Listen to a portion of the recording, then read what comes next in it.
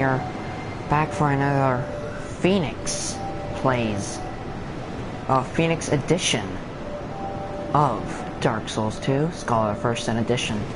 So, in the last episode, I kind of teased my lore through trailer, in which I basically just delve deep into the lore and item descriptions of certain items, because let's face it, From Software isn't the most well-known company for giving you the story straight and holding your hand, which again, it's good because that shows that they have respect for their players, but at the same time it complicates the implications and knowledge that we need to partake in order to fully understand its game concepts and designs, as well as the overall story. So I will not only be having my own full series with that, where I cover games from the very first series, starting with Demon Souls, all the way up to the most recent one, Dark Souls 3. Now, sadly, there won't be any other future Dark Souls games. However, there is rumored to be a Dark Souls 2, a Bloodborne 2 in production as we speak by From Software and Sony Entertainment combined. However, Hidetaka Miyazaki, the CEO of From Software, says that he will not be partaking in that. So if From Software does decide to help cooperate with Sony to make a Bloodborne 2, they won't be in the overall process of it. It'll mainly be Sony. So, with that information in hand, let's begin. So, where we left off, we had just covered the rest of the Majula area. We had gotten all the items over there, conquered that entire area over there, got in the ring, talked and listened to the NPCs throughout Majula, and we even visited some ancient caves in which we lit some pedestals ablaze, and we also decided that we were going to go down a sorcerer ranged build and almost pure sorcery, to be honest, until at least we discover pyromancies. Anyway, let us begin. So, first off, we will travel back to the Forest of the Giants. Now, this No Man's Wharf area is very important, but we will get back to this later, for there is an area boss which can only be triggered after having triggered another event, which we will need to do a boss battle in order to do. So first off, let's go to Forest of the Fallen Giants. Our first goal for this episode will be getting to the Cardinal Tower bonfire. With that, we can access certain locations and gain certain upgrade items, which we normally wouldn't be able to do early game. However, if we trigger these set events, then we can easily access it, not only faster than most people, but with extreme ease. So, let's do this. First, let's climb up here and go through here without waking up as many of the mobs as possible. We are going to wake up as little as possible, by logic, because we don't want a whole squad getting aggroed onto me. We will roll through here, and then reduce boxes, grab that life gem, because as I've explained before, every life gem is crucial. We are going to pass him up for now, but you can shoot that melee person, who will occasionally lob those firearms at you from a distance. Your main goal should be to take him out first before any of the other ones, before he becomes a problem. We're going to grab the buckler and simply leave the rest of these guys to fate. Their AI will have them programmed to run up this ladder and chase after me, in which case we will be here ready to ambush, stalk, and take them out the second they actually arrive up here. Or they're being smart, so we'll just blast them from here anyway. There you are. Hello. I was expecting you. Okay, so we got, let's see, oh well. In Bloodborne, he was able to actually look through all directions of the ladder. Well, on a ladder, but not in this game. It's okay. It is a predecessor. It should have some flaws. Now, the good thing about this attack is that it does have stun lock capacity, meaning that when they're hit by it, albeit a very slow charge up, you actually can get them to stop mid-attack, and occasionally, if you're lucky enough, even die before they hit you. Now, even with the early game soul arrows we do have, we still will inflict about half a health bar's worth of damage to them with just a single blast, meaning with 2 we can easily dispatch of them. These armored enemies may take up to 2 or 3. Only in this case, you only take 2. Let's pick up the witching urns, which will be very useful in the near future, and open this door, which houses the Cardinal Tower bonfire. At this point, we are going to rest at the bonfire, and we are going to encounter a very important NPC. Now we have lit the bonfire, so let's initiate talking with this NPC. Buy something, anything. Oh, come now, help an old woman and buy something.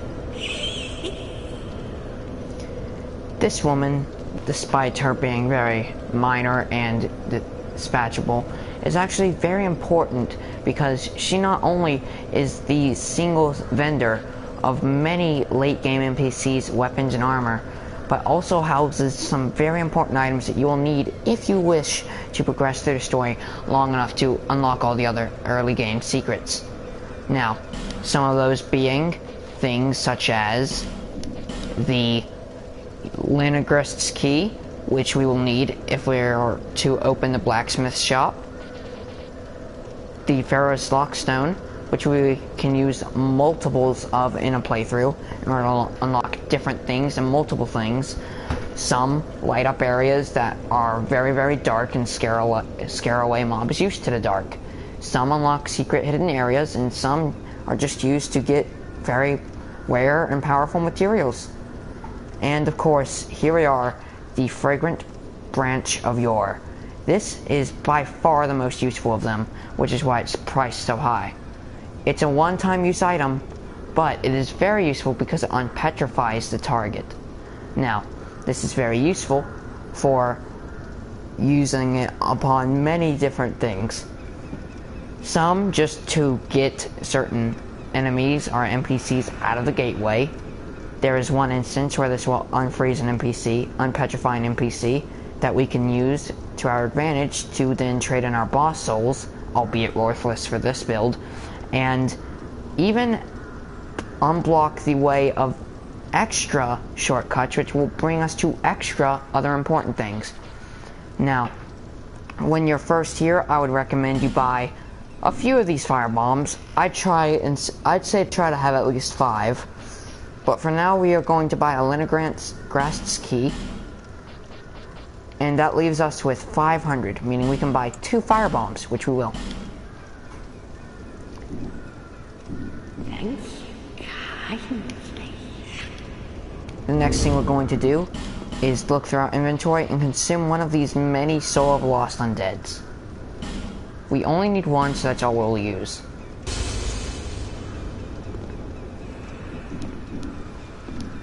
Now, we'll talk to her again. And buy just 1 more firebomb. Thanks kindly.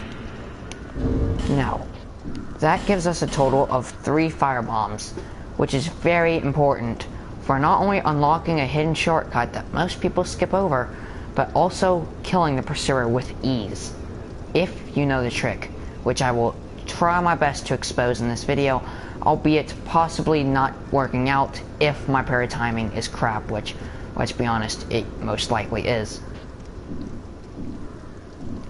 Now, you can talk to this NPC and trade the items as much as you want, but under no circumstances should you ever kill her, because she doesn't even drop anything useful.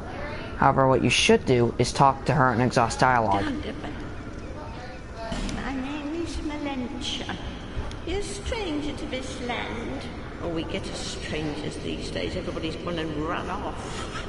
Dranglake's been up a pile of rubble since the war, thought long, long ago. When the giants crossed the sea. It seemed like the battles would never end. Hello. Poor folk like myself have nary a place to sleep. That's why I keep all me things right with me. You may travel light, but methinks you bear a burden of your own. They say these trees grew from the remains of the giants. From each carcass sprouted new life growing into what you see. Do you know what they also say? Don't believe what an old hag says. It's high time that I pick up a move. I've a bargain for you next time we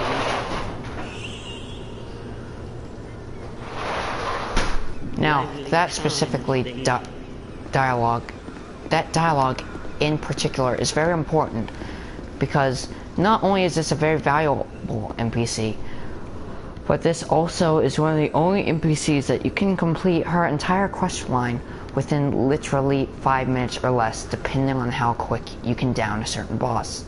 Now, this takes out a certain boss event preceding it, which we would need in order to set up the boss. That being said, now all we need to do is take out the boss and finish the last critical step in order to unlock this. Oh, hello Ruby. I was in the middle of a live stream about my Dark Souls 2 complete walkthrough guide with occasional lore through things. Yeah, complete walkthrough, showing all the items and shortcuts.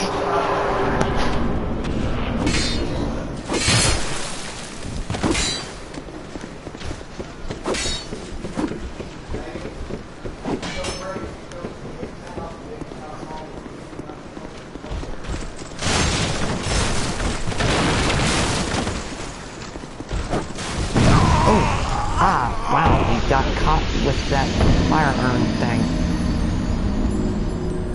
Also, be careful of the Donatello mobs. I wouldn't recommend fighting them purely because, well, they have tons of armor, meaning they have tons of absorption, meaning they have tons of health, meaning you have tons of chances to die while trying to kill them.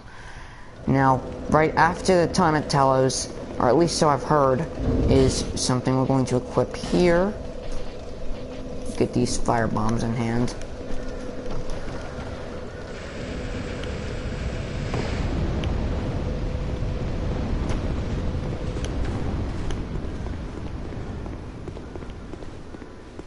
Knock down.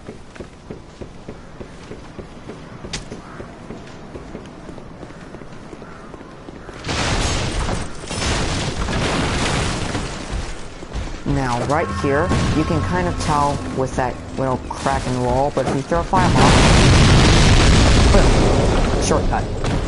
Plus, it's just very cool to look at. Jump down here, or roll. Force the last giant's Cardinal Tower. Yeah. Now, this here is Pate the Patriot. No, I'm kidding. He's actually a very mean NPC who wants nothing but to kill you, so we're just gonna follow his quest line. Hello there. Traveling all alone in these treacherous times. Well, I hope you have a very good reason. Oh, hogwash. Who am I to judge? My name is Pate. I journey hither and thither on a sort of treasure hunt, you might call it. Be careful out there. There's talk of unsavory bandits who prey upon travelers like yourself. Oh yes, you be cautious if you go any farther. There's treasure in there for certain, but the entrance locks from behind. I saw the same design earlier, and it's the same contraption, I'm sure. I was with this warrior, you see, and he insisted that he go inside first. The rather brusque fellow tried to swipe the lid for himself, but it trapped him inside. I still have the gent's ring. I do hope he wasn't harmed. Now, at this point, we're going to ignore an obvious trap and go straight into it. Now, most people just get screwed here by the mobs, but we can actually avoid that by simply running past, dodge, duck, and rolling, grabbing this important item, which is Aromatic Ooze, which imbues your weapon with magical strength and properties. Think of it as a gold pine resin, only for magic. a temporary infusion, per se. Now we're going to go here, here, heal, and then fall back off. Talk to him again. Well, I see you managed to escape. I hope that brave warrior didn't come a crockery. Be careful out there.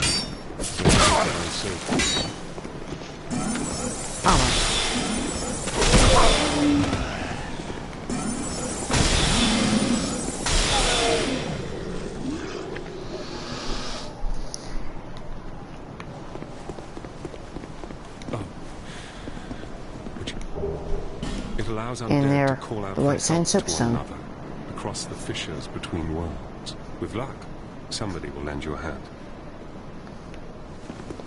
Hey Mason, Mom and Dad want you. Alright.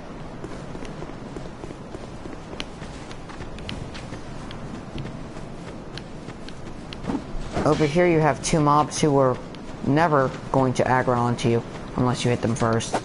And you can get the large soul of a lost undead. Kill this one. Ow, ow, and ow. Whoop. One more owl than what was necessary. Kill him.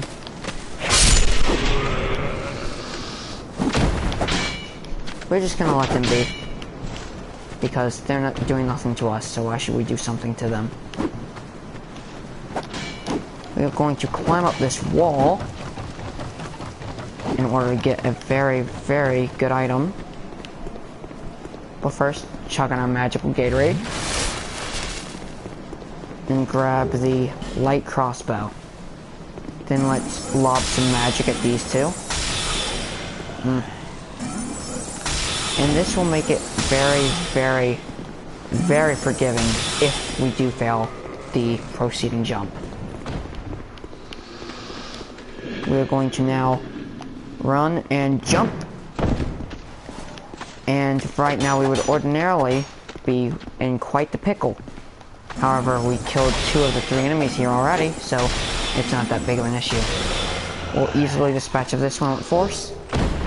Grab that life gem that he dropped. Open the chest. And pick up the mail breaker and infantry helm. Roll onto the barrels to take minimum damage. And then try again. Or, in case you've already gotten the item you needed and made your first jump successfully, you can just return to the area that you came from.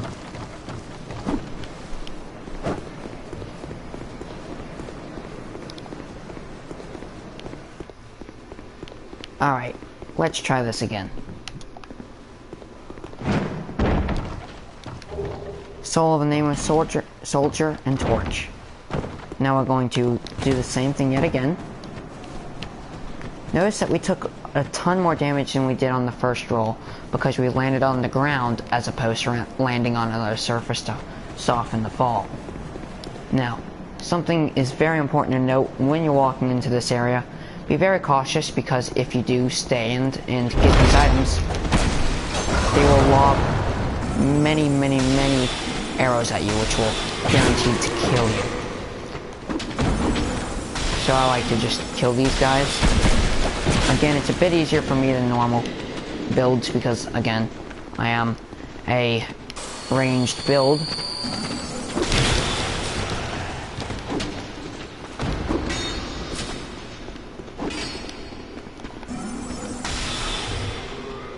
Dispatch of him. Dispatch of you.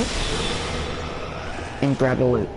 Large soul of a lost undead and the blue wooden shield, as well as the great soul arrow spell, which saves us time and souls, most importantly, because we won't have to bother learning it from a future NPC who we will get into later. Now this chest is rigged with a trap, so you can either run directly behind it, or you can run and beeline all the way across behind one of these wooden pillars for protection.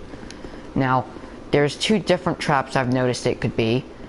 Most of the time, when I open it, it's that crossbow trap, which, again, is guaranteed to kill you if you're anywhere near its vicinity. So, the aforementioned running behind the chest is much better than trying to get behind a pillar, or if you're lucky, you'll just get sprayed with poison. And if you are to get poisoned, that's why we chose the healing warriors with the poison moss, to not only reduce the poison buildup, but also cure it as well.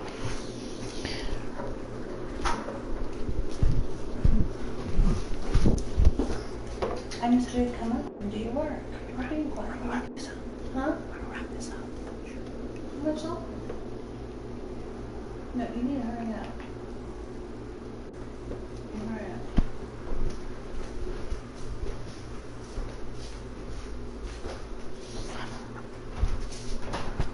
Now, we can see what's in here. Titanite shard. Forgot.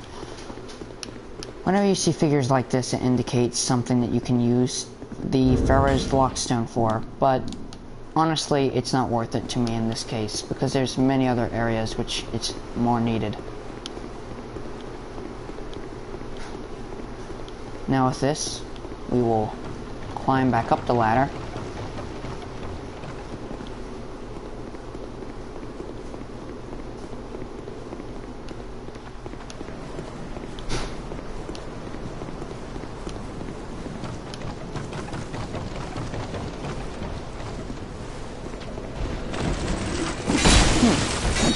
I'm telling you that Donatello just appeared out of nowhere and rushed at the bonfire.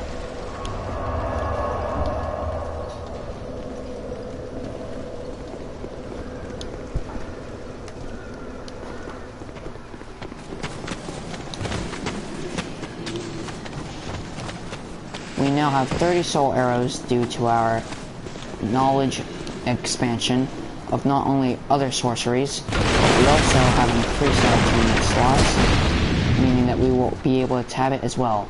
First, let's just get a few items. First off, the Life Gem and Homeward Bone, found on the top of that roof, as well as right at the very other end of this hallway, if he'll stop sticking me with that washing pole, the 2 copies of the Amber Herbs. Also, we can make a very dangerous run up here to get the Halberd and Soul of a Nameless Soldier, and albeit your death is, again, pretty much guaranteed, it's not too important as long as you can run up, kill the mobs, and get your souls back.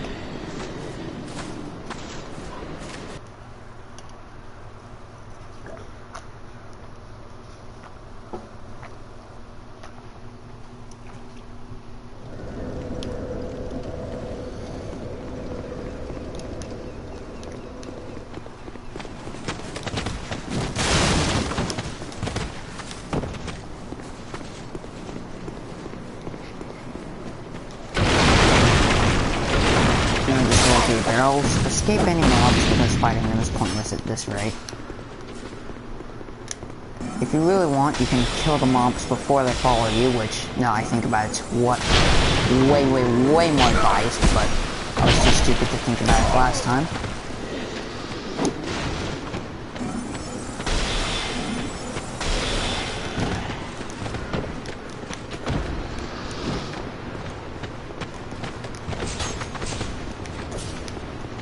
We'll simply retreat up here for just a little breathing room and have perfectly enough time for not only a life gem, but preparation for our next spell windup. These shield enemies in particular are annoying, not only for their washing pole, but their shield is quite the bugger.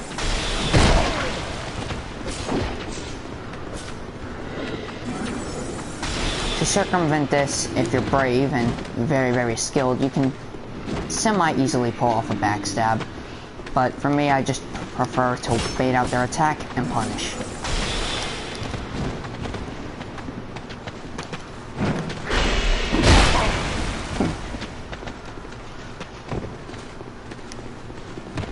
Now we're going to go pick up the item of the deceased, the winged spear, and make a grand journey up to where we had lost our souls before. With that, we can now just simply run back down. And yes, death is going to occur multiple times, but the important thing is that once you achieve your souls, they're still there for you to use. And the best part about the deaths is that it's going to scale with where you died, not how you died. Meaning that the closer you are to the ground, the closer you are to not having to do more runs. Now at this point, it should be near the bottom of the stairs. Speaking of which, never roll through that ladder, because again, I'm lucky I survived, and I'm pretty sure I would have instantly died if I had just regularly jumped. Also, there's a hidden tip in amongst itself. Always try rolling off of a ledge rather than trying to just regularly go off of it, because for some reason rolling actually reduces your damage by, if not just the slightest tad.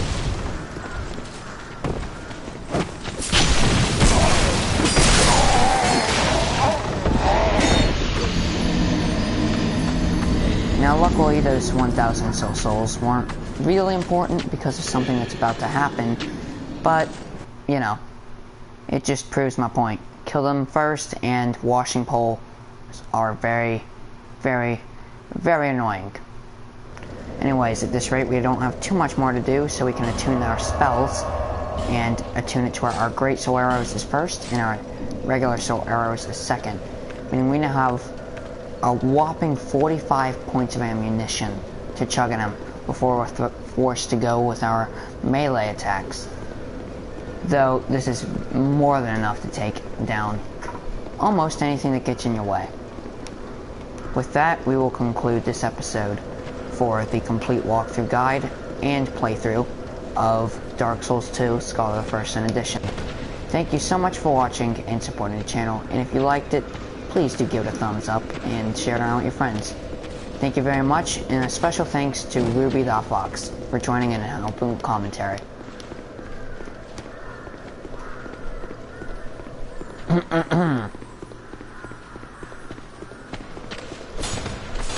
I see he's going to be useless for these last few seconds, so thank you for watching, and I'll catch you guys next time. Dylan Charisma, signing out.